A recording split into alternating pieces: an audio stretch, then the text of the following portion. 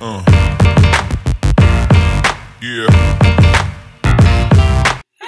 Hi everybody, it's Megan with Loserly VSG, and I am here with Blair, the RN and my friend that I had with me during surgery and during my stay, and it was so helpful.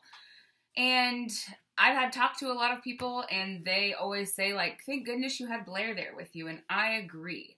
So we wanted to talk a little bit today about the importance of having just somebody in general there with you at the hospital, and why it was super helpful for me to have an RN at the hospital with me. So what we did during the hospital stay was anytime we had any questions, she would write them down. So we made sure to ask the doctor, ask the nurse before we left. And so one of the biggest things she did for me was write everything down. I was out of it. I was asleep. So she was there, coherent. Coherent? Is that how you say it? Coherent, and they would talk to her, and she could write stuff down for me, and it was the perfect system. So if you can, take somebody with you because, well, I'm not going to guarantee you're going to be out of it. But for me, I was out of it, so I needed some help, and she was there. We also want to talk about what's important. I don't know how to say it. Things that you might be helpful to know before you go into the hospital room. Just some important things for you to know. Maybe. So, to start off the surgery, I was given a Lovenox shot. Tell them what a Lovenox shot is. Usually given to prevent blood clots. Not something that we give at my hospital before a procedure, but she got it before and after her procedure. But you guys usually give them after a procedure, and why? Giving it before could increase your chance of bleeding because it's a blood thinner. Yeah. So, and she said that if it happens at their hospital that they get this shot before surgery, they cancel surgery. So Blair let me get this shot and go into surgery, and luckily I made it out alive. So maybe do some research on that, because I had no idea. And I would have been devastated if my surgery would have had been rescheduled, but I guess that's just what they do there. So a blood thinner shot before and after was protocol at mine, but at her hospital, they don't dare do that. So if you're a nurse, you're watching this, put down your thoughts, comment, tell us what's supposed to happen. We don't know. I'm a little confused. But she let it happen, so yikes. But she didn't know about it till just Yeah, now. she told me yesterday, she said, now that you're done with the surgery and you've made it out alive, I want to tell you, we don't usually give those shots before surgery because you could easily bleed out. Incentive spirometer. So it seemed like a pretty easy concept. You can Google it, or I guess I could like insert a picture of it. You get it after surgery. What's it for? It's used, you take deep breaths in, it's used to expand your lungs to the fullest capacity. So you're taking deep breaths, especially when you have like abdominal surgery. It's painful. You don't want to take deep breaths. You're laying in your bed, not moving around. You have a higher chance of getting pneumonia.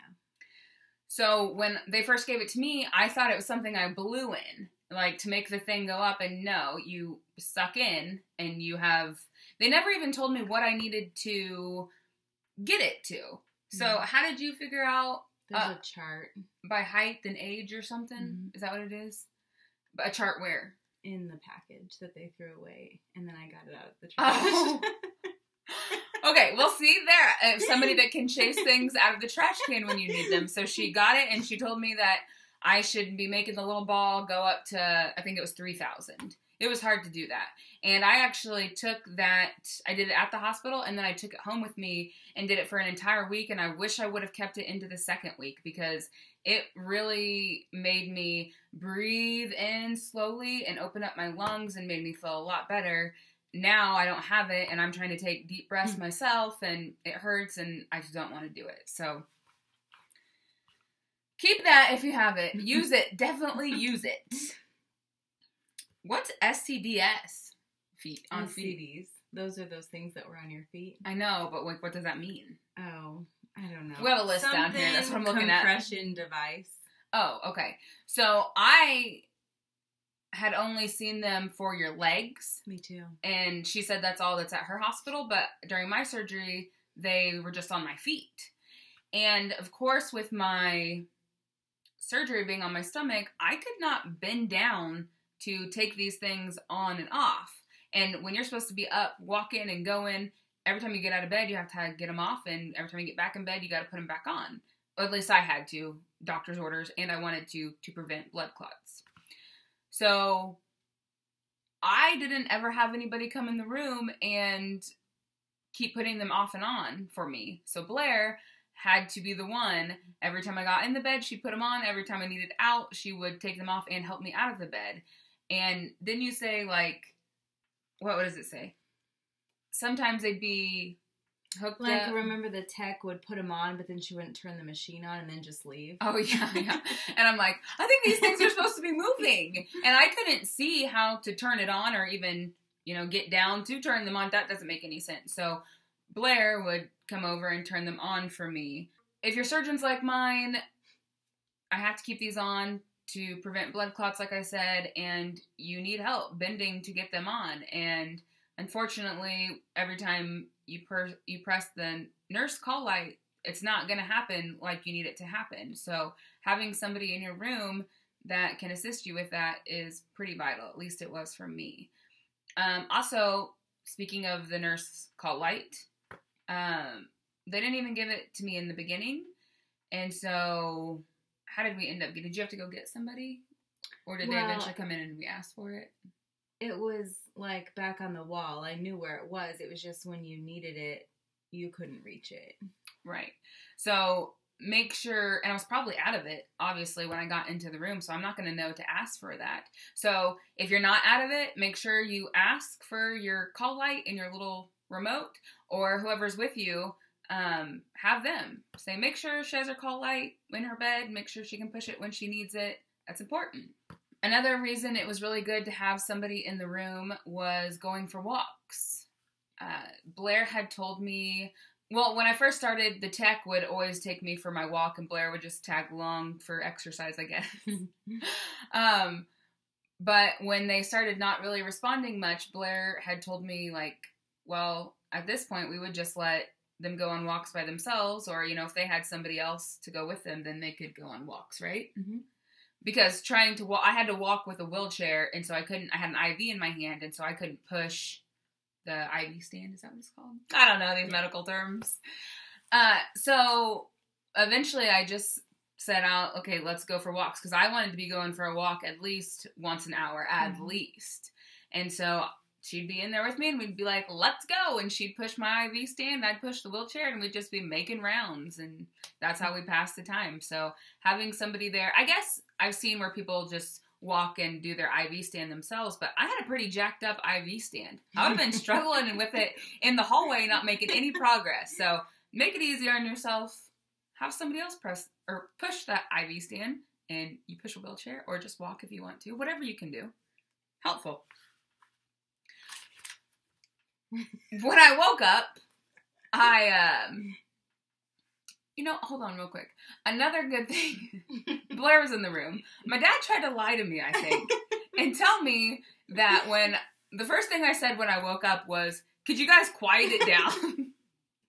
I don't even talk like that. I don't tell people to quiet it down. I'm very loud myself. I don't care if people are loud. And so my dad says that's the first thing I said. Blair says, what did I say? I'm so tired. Yeah. I'm just really tired. I'm just really tired. And so I'm going to believe her over that trickster. And so I don't think I was telling anyone to quiet it down. So she was there to have my back on that one. Okay. When I woke up, I had an oxygen thing across my face that was not even plugged in. And I didn't know what it was doing. So she came and took it off my face for me. And I had, what are they called? Pulse ox. pulse ox thing on my finger. I didn't know what it was. I just kept looking at it and I'm like, why is this on my finger? It's not even doing anything. It's not even plugged in. And so she took that off my finger. Nobody ever said anything about it anymore either. It's not like they were like, hey, where's that oxygen and the pulse ox that you were supposed to have? But they didn't even, like, check your oxygen to see if you needed oxygen or not. That's true. That's true. She was super concerned, which, okay, this is the RN side of her. Super concerned that I was never getting an assessment. Like, my blood pressure cuff was on, and it'd go off every, I don't even know how often, and it was always fine. But I never, what's an assessment involve? Like, they sort of asked you about your pain level, but not really. I don't even remember that at all. Because you had your pain button, but still, you have to make sure your pain is under control, even with the pain button. They never listened to your heart, lungs, stomach. I don't ever remember her looking at your incisions even. No one ever. I looked at them. Yeah. and that one was bloody, and I was concerned. I even, like, purposely bought pajamas for the hospital that buttoned up the front. So, because I was like, man, they're going to be wanting to check these incisions all the time. No one ever did that. And maybe that's just their protocol. But yeah, once she brought it to my attention, I'm like, how come nobody is worried about my oxygen?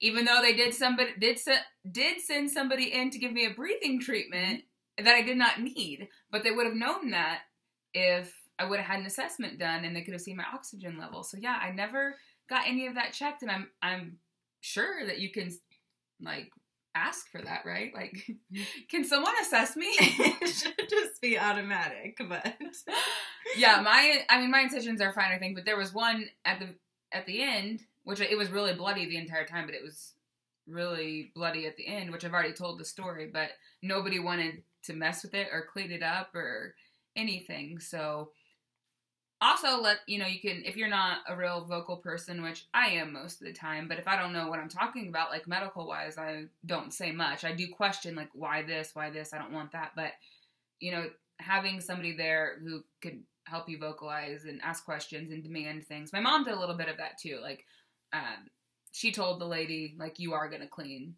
this up. Thank goodness, because they actually never, ever cleaned me up. Even at my appointment that following week, would not clean the blood off me. Once they took those, what are those? Tegaderm. I couldn't remember the term last week. Tegaderm. Once they took those off, there was still blood everywhere. I'm like, are you going to clean this up? And they said, no, but you can Sunday when you clean this all up. So, whatever. I guess the cuts on your stomach aren't that big of a concern. I don't know if they should be. The IV. I knew that I wanted to change into my pajama top so they could have easy access. And of course I told you guys, like, when I first asked the nurse, she said no. And then Blair, she said, well, at my hospital we would just unhook the IV, which I didn't even know the IV could be unhooked. I really thought, like, they're going to have to pull this out of my hand and put it back in there. I don't want that. Forget the pajamas. But she's like, no, they can just unhook the IV, the little tube, let you put your shirt on real quick and then hook it back up. And I was like, well, shoot. So the next, like I told you guys, the next time the new nurse came on, I asked her and she's like, heck yeah. But I would have never known that. I probably would have just been like, okay, I guess that's the rules. But she let me know it's possible and we got it done. And I got my pajama top on for no reason other than to look cute, because that gown at the hospital is not cute. I don't really think this has to be RN-wise, but going to the bathroom and doing my first shower. So eventually they stopped helping me get to the bathroom, which, I was only there one day. But they eventually just kind of stopped coming in altogether. Maybe if I pushed the button and really needed them. Like if the machine was going off or a bag need changed, which... Having Blair there, also, she would explain to me, like, why it was beeping, or what was empty, or what I needed more of, and that, maybe some people don't care, but I like it. I like to know what's going into my body. I like to know why machines are beeping, is something wrong, so she could explain all that to me. But going to the bathroom, she eventually just stepped in when nobody else was there, and having that IV in and trying to get to the bathroom and just squat, everything is just like very slow motion. I wasn't in pain, but I was like scared to do a lot of things. And so she would, she'd push my IV stand over there for me. She'd wait for me and make sure I didn't need any help. If my pants fell down to my ankles, she'd have to pick them up for me because there's no way I was bending. So she would help me grab my pants if I needed to, and then get me back to bed and put my shoe things back on. And then when it was time for me to shower, no one came in. I think they covered up your IV. They covered up my IV because I was like, hey, do we have to do something about this? So they covered that, and then they just left. And I was like, oh my gosh, how am I gonna get all this off? I guess they probably unhooked my IV for me so I could get my shirt back off. I guess they would have had to. Other than that, like, trying to stand and take all my clothes off, like, Blair was there with my IV stand. Excuse me.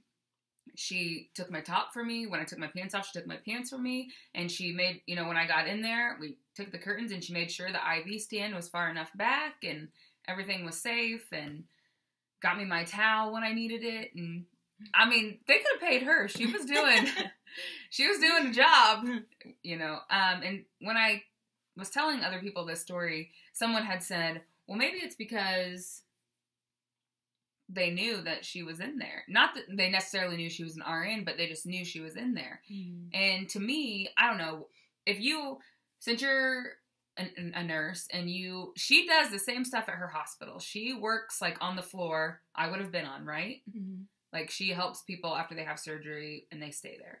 And so if you deal with somebody who has somebody else there, I mean, do you just leave it to them to take care of them? No, you just do it like you normally would. Mm-hmm. And she was explaining to me last night that she tries to go in at least once an hour. Like, I mostly saw a tech who can't really do much unless, if I needed medicine or if I needed something like that, they'd have to go get a nurse, or really she could just check my blood pressure, take me for walks, and the bathroom. Yeah, could have helped me with my bathroom and shower, but no. But she was explaining that she tries to go in like every hour to her patients and check on them, make sure they're doing okay, see if they need help with anything. So I don't know, just different hospital. So although I was thankful for Blair, and probably, I don't know if more comfortable for Blair. It's not like I just have hopped in the shower around Blair before. It's not like she's helped me undress before. She's all I had at that time, and it was fine, and I didn't even think anything about it. But do I think there should have been like a tech or a nurse there helping me instead? Yeah. So if you would rather have the person that comes with you help you, fine. And if not, I mean, speak up and ask for the tech. Because if it would have been my dad there, I'm not going to have my dad help me with the bathroom and the shower. And so I would have just been like, well, I guess I just won't shower or something, or I would have been pushing that button over and over and over until someone thought it was an emergency, I guess. But swabbing my mouth for me.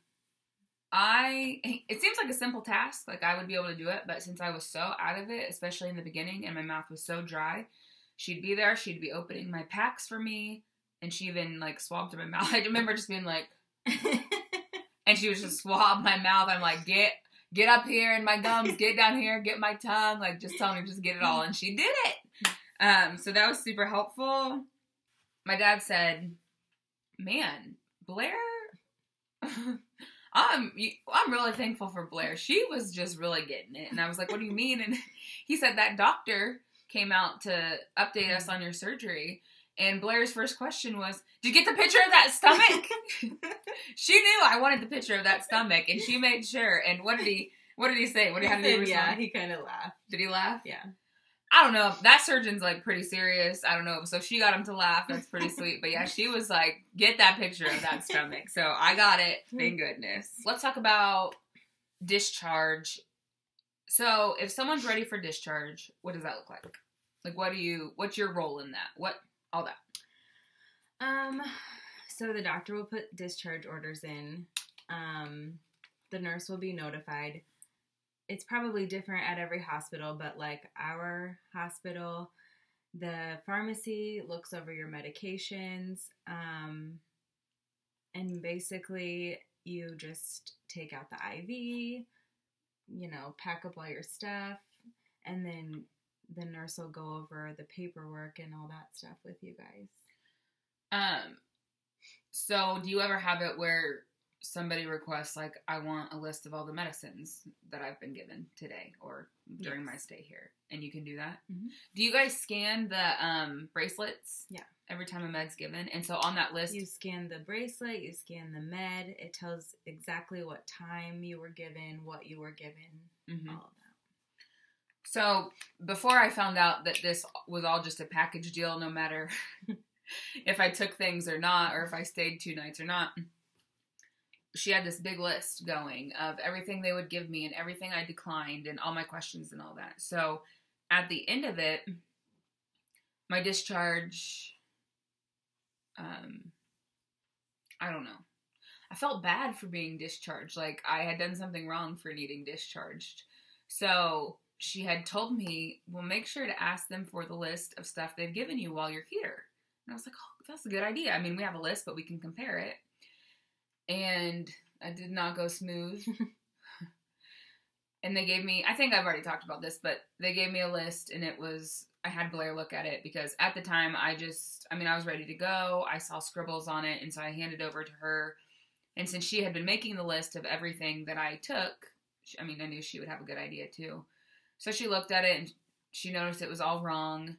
And things were marked out that I did have, actually, like my barium liquid stuff they gave me for my swallow test. It was marked off, but I did have it. And then things were on there that I didn't have, and they didn't have the times. I think it was a list of things that you could have had and or did have, but it didn't have any of the times you were given, what you actually had, things like that. So in the end, it really didn't, I never got it. They got pretty mad that I wanted it. And I decided just to say, like, it's fine, forget it. I'll try to get it from somebody else. But in the end, it didn't matter anyways, because I get paid. Since I do self-pay, I just pay for the package deal anyways. But maybe for somebody else it would matter. And maybe not even just in this surgery. Maybe you ran across this and you're getting something else done in the oh my gosh, I can't talk, in the hospital. And you need a list of medicine. It can be produced by somebody. So if you want it, make sure you get it and make sure it's correct. And I don't know if you care about the times you were given it, but that mattered to me also. So I wanted to make sure all of that was on there. I never got it, but it ended up being okay in the end. But I would have never even known it was really possible unless she would have told me. Well, it wasn't possible. But no. That's good that you guys have it. Good job for you guys. Hit it. Okay. So some of the questions we had written down to make sure we asked the doctor and or the nurse before you left. Well, you already knew your lifting restrictions, and did you know your driving restrictions? That's it, though. We asked about stairs. He said you were okay to walk up and down stairs, but we asked that. The incisions, obviously she could shower because she did in the hospital, but he said to leave those Tegaderm over the staples. You could shower, and then they would take them off at your follow-up appointment. What else? You already knew what medications you were going on. Yeah, because I picked them out a long time ago. But I think it would be nice to have an overview of that with somebody at the end, because I have found out how helpful it is to have like YouTube and Instagram that you can follow to learn all of this stuff. They give you a book, and so it gives you some ideas, but with that social media, it gives you tons more ideas. So I think it would be helpful to, especially if you feel unsure, to be able to run over that with somebody before you leave. Yeah. But I felt like I knew what I was doing, so I didn't even ask. You already knew your diet stuff. That's just like basic stuff that we go over, but a lot of the stuff you already knew. Bending, we didn't ask that, but that might be something that you should ask. Yeah, I wonder. I was not bending for like the first week, and now I've just with a kid. I gotta bend. I gotta put her socks on. I gotta pick stuff up. So he never told me not to bend, but it does feel weird sometimes, and maybe it stretches my incisions. I don't know. So maybe that's a question you could ask your surgeon. Anything else? We had a list, and of course I kept it until like 2 days ago, and then I threw it away, and the trash was already taken out. So we don't or have else it. I probably would have gotten it out. Yeah, so she does. Other than that, about Blair though. Blair, I've known her my entire life. I think I've said this before. I feel like I've said she's been in my home videos. Yeah. When did I talk about that? Was it on here? I don't know. But yeah, my entire life we've gone to school forever together, and she's just never got rid of me. I followed her everywhere she goes. She lives in Nebraska, and I have gone up to see her everywhere she's lived in Nebraska, every house that she's lived in. Which was a lot. Yep. And she comes and visits me in the middle of nowhere. She's been here at least 3 or 4 times. It's a pretty long visit. But then we always can reunite in our hometown. Mm-hmm. We see each other a lot there, and if not, then just over social media. But she made sure that she was going to be off for my surgery. I didn't even have to ask her. She just said, I'm going to be there. And then now she's staying with me for my 8th, 9th, and 10th. No. I think we planned this out wrong. No, because Thursday is your second. I know, but you're leaving Wednesday, aren't you? No. Oh, you're not? Mm-hmm. Maybe we did plan it out fine. So 7th, 8th, 9th, and 10th? Yeah. Kinda. Yeah.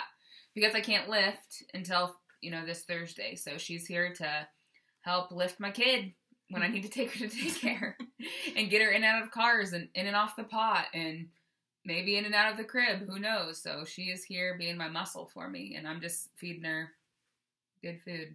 Is it good? Mm-hmm. Yeah. She's had taco casserole so far. Tonight is baked ziti. What are you going to have? I don't know. I think my lactose intolerant stuff, it started after Evie and it was just milk. And now it's either yogurt or cottage cheese really setting it off. And I don't know what to eat these days. The egg this morning, I got a lot down actually when you were here. So maybe another egg, maybe another soup. I don't know. But I don't really get hungry, so I don't really think about it. As long as they're fed, I'm happy. And as long as I have some muscle, I'm good. So if you have any more questions, put them down below. Do you have anything else? No. Thanks for being here and answering questions. And I just wanted to show you the face that I talk about a lot with this surgery because she was there. So don't forget to like this video once you watch it and share it. Comment if you want to. And I will see you again later this week. Bye, guys. Bye.